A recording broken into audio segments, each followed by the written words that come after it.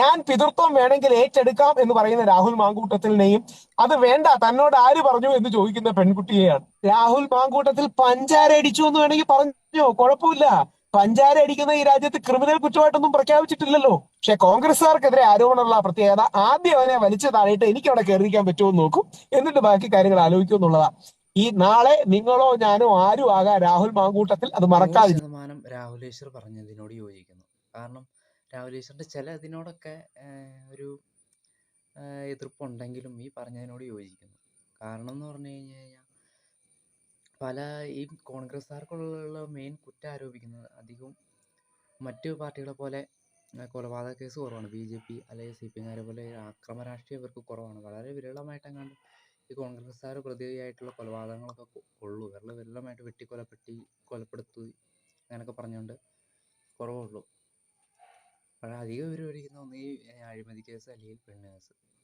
പക്ഷേ ഈ രാഹുൽ മാങ്കൂട്ടത്തിൻ്റെ കേസ് എടുത്ത് വെച്ച് നോക്കുകയാണെങ്കിൽ മറ്റ് കോൺഗ്രസ് നേതാക്കൾക്കെതിരെയുള്ളേക്കാൾ കൂടുതൽ ശക്തമായിട്ട് തന്നെയാണ് ഈ രാഹുൽ മാങ്കൂട്ടത്തിനെതിരെ മറ്റു പാർട്ടിക്കാർ ഇവിടുന്ന് പ്രതിഷേധിക്കുന്നത്. കാരണം രാഹുൽ മാങ്കൂട്ടത്തിൽ എന്ന് പറഞ്ഞാൽ അസല് തൻ്റെ ഇടമുള്ളൊരു എന്ന് വെച്ചാൽ നല്ലൊരു രാഷ്ട്രീയ ഭാവിയുള്ളൊരു ചെറുപ്പക്കാരൻ തന്നെയാണ്.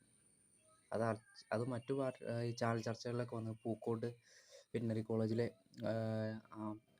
വിശാലിനോ സിദ്ധാർത്ഥിൻ്റെ കൊലപാതക കേസിലൊക്കെ വന്നു കഴിഞ്ഞാൽ പുള്ളി നല്ല സ്ഫുടമായിട്ട് കൃത്യമായിട്ട് കാര്യങ്ങളൊക്കെ പറഞ്ഞിരുന്നു. അത് മറ്റ് ആൾക്കാർക്ക് പിടിച്ചു വയ്ക്കാൻ പറ്റില്ല. പുള്ളിയായിട്ട് ചർച്ചയ്ക്ക് പോയി കഴിഞ്ഞാൽ ആ മാതിരിയുള്ള തൻ്റെ ഇടമുള്ള അങ്ങനെയുള്ള ഒരാൾ തകരണം എന്നുള്ളത് മറ്റു പാർട്ടികളുടെ ആവശ്യം തന്നെയാണ്. അതുകൊണ്ട് മറ്റ് കേസുകളിലൊന്നും കാണാത്ത രീതിയിൽ ഇദ്ദേഹത്തെ സെൽഫ് ഡിഫെൻസിൽ കാണുന്ന പോലെ സെൽഫ് ഡിഫെൻസ് ക്ലാസ് എടുക്കുന്നു, വേറെ രീതിയിലൊക്കെ കാണിക്കുന്നു.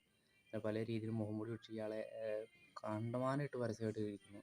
മറ്റ് നേതാക്കന്മാർക്കൊന്നും ഇല്ലാത്ത രീതിയിലാണ് ഇയാളോട് പെരുമാറുന്നത്. അപ്പോൾ ഈ പറഞ്ഞ രീതിയിലൊക്കെ ആണെങ്കിൽ പിന്നെ ഈ പറഞ്ഞ പോലെ തന്നെ കോൺഗ്രസ്സുകാർ വലിച്ചു കാഴ്ചിടും. അത് 100% സത്യമാണ്.